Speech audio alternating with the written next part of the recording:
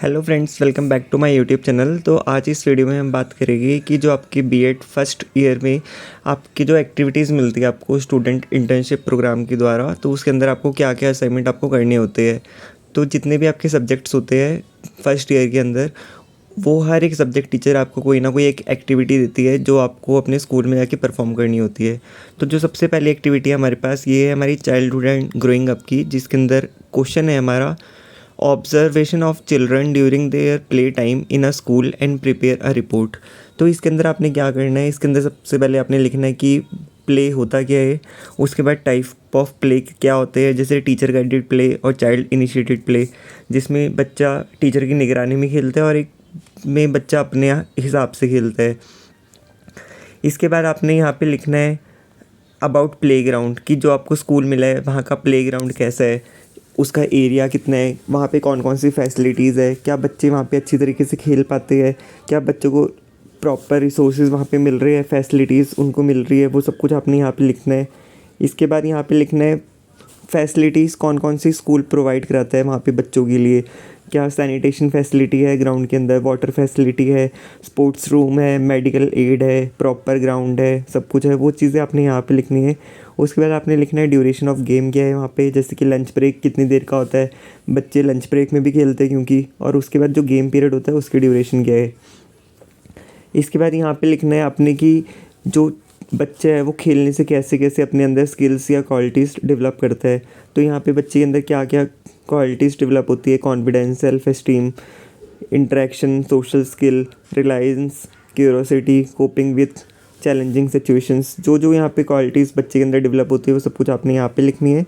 उसके बाद बच्चे की फ़िज़िकल हेल्थ पे कैसे अफेक्ट करता है प्ले, और उसके सोशल स्किल्स पे कैसे अफेक्ट करता है प्ले, वो आपको यहाँ पे लिखना है। ठीक है, तो ये था आपका चाइल्डहुड एंड ग्रोइंग अप का जो आपको एक्टिविटी दी गई थी, आपको वो अपने स्कूल में ऐसे करनी थी। अब जो अगला है हमारे पास, जो अगली बुक है वो है हमारे पास जेंडर, स्कूल एंड सोसाइटी। इसके अंदर हमें टॉपिक मिला था कि आपको जेंडर कॉन्सेप्ट्स बताने हैं, जैसे इक्वालिटी एंड इक्विटी क्या होता है और एम्पावरमेंट क्या होता है। तो सबसे पहले आपको यहाँ पे एक स्लोगन लिखना था। स्लोगन लिखने के बाद आपको एक पोस्टर बनाना है। उसके बाद आपने यहाँ पे लिखना है कि जेंडर क्या होता है, जेंडर इक्विटी क्या होती है, जेंडर इक्वालिटी क्या होती है और एम्पावरमेंट क्या होती है। तो ये आपका छोटा सा काम था यहाँ पे, लेकिन यहाँ पे आपको पोस्टर भी बनाना था, तो ये हमारे यहाँ पे ख़त्म हो जाता है। इसके बाद था लर्निंग एंड टीचिंग। इसके अंदर आपके पास था कि आपने केस स्टडी करनी थी एक बच्चे के ऊपर, और आपने वहाँ पे बताना था कि वो इंडिविजुअली कैसे बाकियों से अलग है। तो इसको स्टार्ट करने के लिए सबसे पहले आपने इंट्रोडक्शन देना था कि व्हाट इज़ इंडिविजुअल डिफरेंस, इसका मीनिंग बताना था, डेफिनेशन लिखनी है उसकी, और इंडिविजुअल डिफरेंस आपके किस किस बेसिस पे होते हैं, जैसे कि physical difference, mental difference, difference in attitude, difference in interest and aptitude, difference in achievements. उसके बाद कारण क्या होते हैं इंडिविजुअल डिफरेंस के, जैसे कि हेरिडिटी की वजह से होता है, एनवायरनमेंट की वजह से होता है। तो आपने यहाँ पे कॉजेज़ भी लिखने थे। तो स्टार्टिंग में आपको एक्सप्लेन करना है कि इंडिविजुअल डिफरेंस क्या होता है, उसके बाद आपने केस स्टडी को स्टार्ट करना है यहाँ पे। तो जैसे हमने यहाँ पे केस स्टडी स्टार्ट करी, तो हम यहाँ पे लिखेंगे सबसे पहले केस स्टडी का मीनिंग क्या होता है, डेफिनेशन क्या होती है और इम्पोर्टेंस क्या होता है केस स्टडी की। अब हम यहाँ पे केस स्टडी कर रहे हैं। यहाँ पे हमने एक बच्चा लिया अपने स्कूल से, उसकी क्लास लिखी, उसकी एज लिखी, फादर का नेम, ऑक्यूपेशन। तो उसके बारे में हम यहाँ पे सब कुछ बेसिक डिटेल्स लिखेंगे, उसके हो सके उसकी फ़ोटो भी लगा सकते हो आप। उसके बाद आपने लिखना है कि उसके अंदर फ़िज़िकल डिफरेंस क्या थे, ठीक है, बाकियों से वो फिज़िकली कैसे अलग था और इंटेलेक्चुअली वो कैसे अलग था, सोशली, मेंटली, इमोशनली। यहाँ पे आप सारे फैक्टर्स को लिख सकते हैं कि वो कैसे बच्चा बाकी बच्चों से अलग था। और उसके बाद आपने उसको हील करने के लिए, उसको नॉर्मल करने के लिए, बाकियों जैसे बनाने के लिए आपने उसको कैसे डील करा बच्चे को।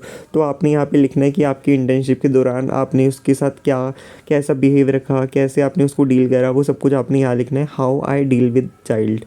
ठीक है, तो ये था आपका लर्निंग एंड टीचिंग का। उसके बाद है हमारा यूनिवर्सलाइजेशन ऑफ एजुकेशन। ये टॉपिक है हमारा कॉन्टेम्प्रेरी इंडिया इन एजुकेशन। इसके अंदर हमें काम मिला था कि review of policies related to universalisation of education. तो एजुकेशन को यूनिवर्सलाइजेशन कराने के लिए, उसको यूनिवर्सलाइजेशन करने के लिए जोन जोन से पॉलिसीज़ गवर्नमेंट लेके आई है, वो सारी चीज़ें आपने यहाँ पे लिखनी थी। सबसे पहले इसके अंदर आपने लिखना है इंट्रोडक्शन, क्या होता है यूनिवर्सलाइजेशन ऑफ एजुकेशन का। उसके बाद steps taken by government to achieve universalisation of education.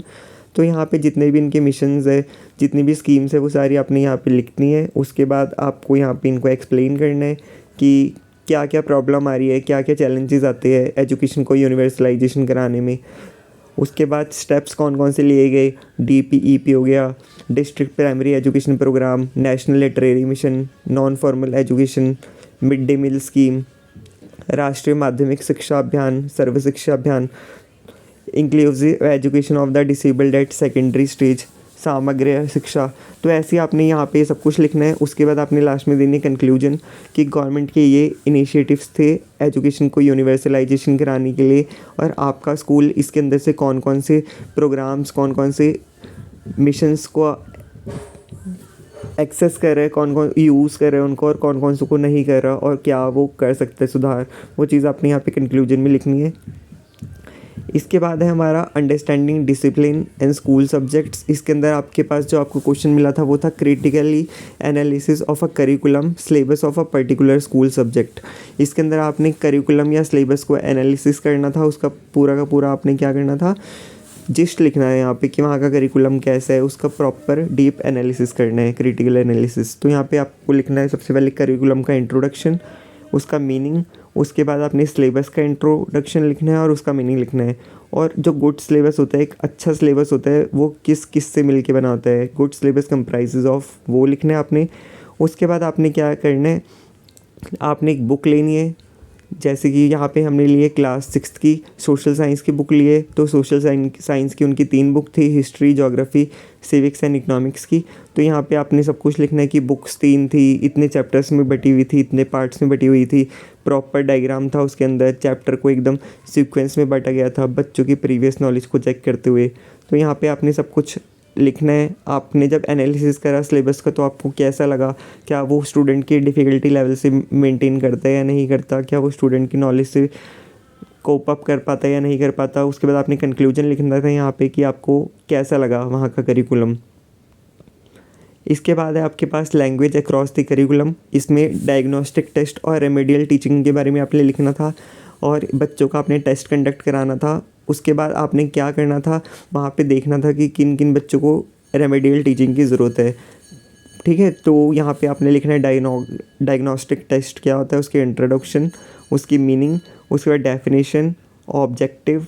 उसके बाद डायग्नोस्टिक टेस्ट आपने एग्जामिनेशन करा तो आपको क्या पता लगा कि बच्चों को डायग्नोस करने की कैसे कैसे ज़रूरत होती है और क्यों ज़रूरत होती है, किस वजह से वो मिस्टेक्स करते हैं, वो सब कुछ आपने यहाँ पे लिखा। उसके बाद रेमेडीज़ क्या है आपके पास जिससे आप इन सब चीज़ों को ओवरकम कर सकते हैं, तो वो सारी चीज़ें लिखनी है। और उसके बाद लास्ट में हमने दिया कंक्लूजन डायग्नोस्टिक टीचिंग का। उसके बाद हम रेमेडियल टीचिंग करेंगे, जिन बच्चों को हमने डायग्नोस करा है अब उसके लिए हम रेमेडी भी लेके आएंगे ना, तो उसकी हम रेमेडियल टीचिंग करेंगे। तो आपने यहाँ पे इंट्रोडक्शन लिखना है, उसका मीनिंग लिखना है, डेफिनेशन लिखनी है, मेरिट्स लिखनी है, और उसका प्रोसीजर क्या है रेमेडियल टीचिंग का, और इसके बाद आपने कंक्लूजन लिखना है। ठीक है, तो ये था आपका पूरा का पूरा आपका बीएड फर्स्ट ईयर का जो स्कूल इंटर्नशिप प्रोग्राम होता है 1 महीने का।